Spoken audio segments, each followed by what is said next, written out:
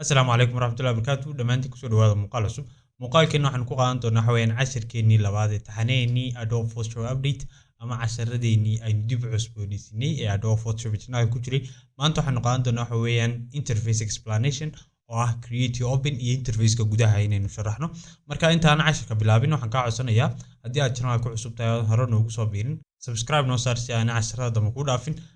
casharkan like saar si share gare oo la wadaaga asxaabtaada wixii faalid qabtana commentiga oo soo reeb haddii aan markaa casharka bilaabano halkan laba button baa inoogu yaala interface-kan hore markaynu joogno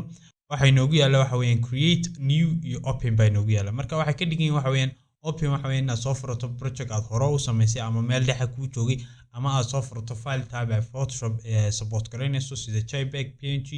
TIFF iyo PDF waxyaabaha noocaas inaad soo furato si aad Photoshop wax ka bedel ugu samayso ama Photoshop-ka project aad ku samayso PSD ahaan kugu save gareysnaa inaad soo furato si aad u sii wado halkii aad uga sii wado aad u dhameystirto create new waxa weeyaan inaad project cusub aad bilowdo oo aad ka soo bilowdo oo size-kiisa ilaa iyo project aad dhameynayso aad wado waxa weeyaan marka haddii aynu halkan ka bilowno open marka aad doorato wuxuu ku soo furi doonaa file explorer-kaaga si aad file-ka aad doonayso u soo furato ayuu ku samayn doonaa cancel haddii aan iska idhaahdo create new marka aad dooratana waxa ku soo bixi doona panelkan marka panelkan ayaa labada sharaxaad inooga baahan waxaad helaysaa halkii aad ka samaysanaysay magaca project-gaaga cabirkiisa waxa lagu cabiriyaa halkii aad ka bedelaysay orientation-kiisa resolution-kiisa color mode-kii waxaasoo dhan halkii aad ka bedelaysay xaggan kale waxa inoogu yaala waxa weeyaan qayb panel siriiro kala duwan gebigooduna waxay ka hadlayaan waxa weeyaan sizes kala duwan bay sheegayaan haddii aad photo timaado wuxuu ku siin doonaa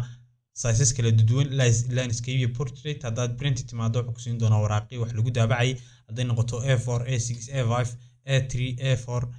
waxyaabahaas oo dhan ku siin doonaa marka haddii aad u baahan tahay warqad A4 inaad imiko kala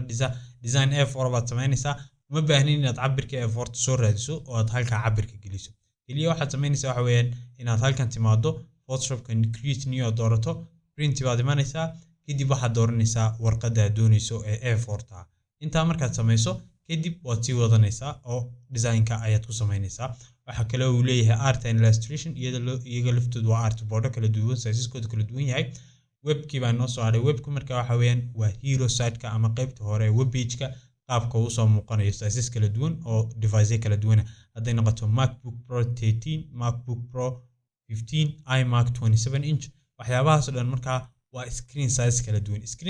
duwan marka wuxuu ku siinayaa screen-ka cabirkiisii uu ka soo muuqanayo design-ku si marka aadan ama uga weyneynin ama aadan uga yareynin mobile devices-ka markay noqoto waxa weeyaan iyaga laftoodu waa mobile devices-ka screen-nadoodii hadday noqoto iPhone X iPhone 8 iPhone 7 iPhone 6 Plus iPhone 6 kaliya iPad Pro 12.9 inch iPad Retina haddii aad arkayso iPad Pro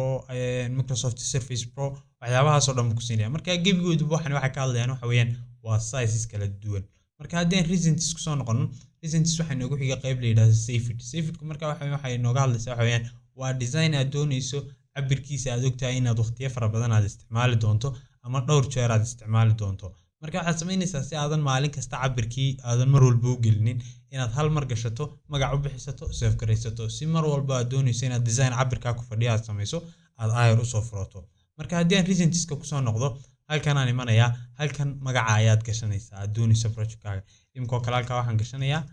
casharkii labaad ayaan gashanayaa casharkii labaad markaan gashado halkan waxaan u baahanahay hadaba casharka labaad project-gani waxaan doonayaa cabir noocyo ah ayuu ku fadhiyaa waxaan doonayaa imko kale inaan gashado cabirka business card-ka waxaan samaynayaa pixels-ka ayaan ka bedelanayaa inches baan u bedelanayaa marka waxaad u baahan tahay cabirka aad doonayso inaad halkan cabirkiisa ka doorato haddii cabirku pixels ay pixelskiisa adeegsanaysaa haddii aad imko kale board samaynayso 4 mitir 5 mitir waa inaad centimeter doorataa waayo mitir kuma jiro waa inaad centimeter doorataa kadib aad metriskii aad u bedesho waxa weeyaan centimeter marka centimeter soo bedelato ayaad cabirkii centimeter-ka ahaa ee mitirada aad doonayso ku leekaaya halkan gashanaysaa kadib ayaad design-ka ku samaynaysaa marka inches baan dooranayaa halkan baan kadib waxaan doortay width-kii waxa weeyaan 3.5 ayaan dooranayaa 3.5 ayaan doortay kadib haddana waxaan samaystay inaan height-kiina waxaan ka dhigtay 2 marka waxa weeyaan waa business card landscape orientation-ka baa isaguna inoogu jira landscape marka waxa weeyaan markuu business card ku jiifo haddii aan portrait doonto waxaad arkaysaa cabirkaygu istaba maray wuxuu noqday 3.5 oo height ah iyo 2 oo width ah marka muxuu noqonayaa business card taagan noqonayaa sidii ID card-ka haddii aan orientationka ku celiyo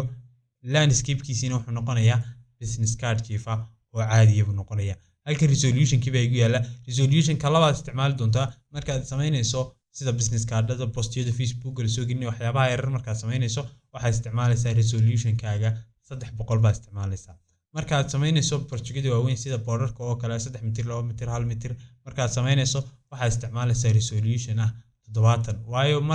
markasta oo project weynaado haddii aad resolution badan geliso computerku aad buu kaaga cuslaan doonaa, ama design-ka inaad samaysaa aad bay kugu adkaan doontaa oo computerkaaga culays baa ku iman doona. marka waxaad u baahan tahay resolution-ka inaad celiso aad 70 geliso si functionality aad si fiican ugu shaqayn karto. waxa kale oo jirta markaad project yar samaynayso haddii aad resolution hoose geliso waxa dhici doonta in aad khalkhalsho gebigaaga oo ka noqdo qaab uu ka noqdo. waayo markuu project yar yahay waxa loo baahan yahay pixelska in aad loo yareeyo. oo imika waxa weeyaan project-gayga yar ee 3.5 inchiga iyo 2 inchiga waxaan gelinayaa waxa weeyaan 300 oo pixel halkii inchi waxa ka koobnaanaya 300 oo pixel. markaan doonayo haddaba inaan centimeter wax geliyo oo board imika kale 3 mitir aan samaynayo haddii aan idhaahdo halkii centimeter wuxuu ka koobnaanaya 300 oo pixel waxay noqonaysaa in project-gaygu aad iigu cuslaado. waxaan laga yaabaa inuu yahay 300 oo centimeter ama 200 oo centimeter inuu yahay. waxaad u baahan tahay markaa inaad timaado halkan oo aad ka dhigato pixel beerigiisa marka hore ku taagnaado ayar waxaad ka dhigataa waxa weeyaan 72 markaad ka dhigato ama 70 aad ka dhigato waxa ka dhigan tahay halkii inch 72 pixel buu ka koobnaan doona halkii markii hore ka ahaa 300 oo pixel oo ka. marka waxa dhacaysa in computerkii shaqada si fiican kugu qabto maadaama boardkani weyn yahayna inaanu shucaayo wax noocaas ka gelin ay ku fududeyn doontaa. waxa inoogu xiga waxa weeyaan RGB ama color mode-ka. color mode-ku waxa jira laba color mode baa si inta badan la isticmaalaa oo ah RGB color mode iyo CMYK color mode. marka waxay ku kala duwan yihiin RGB color mode-ka iyo CMYK color mode-ku. RGB color mode-ka waxa loo isticmaalaa marka la doonayo in la sameeyo waxyaabo social media lagu baahin doono oo screen ka soo muuqan doona. waayo screen-kuna color gaar ku shaqeeya, printer-kuna color gaar ku shaqeeya. printer-ku wuxuu ku shaqeeyaa color mode CMYK oo haddii aad RGB color aad ku samayso project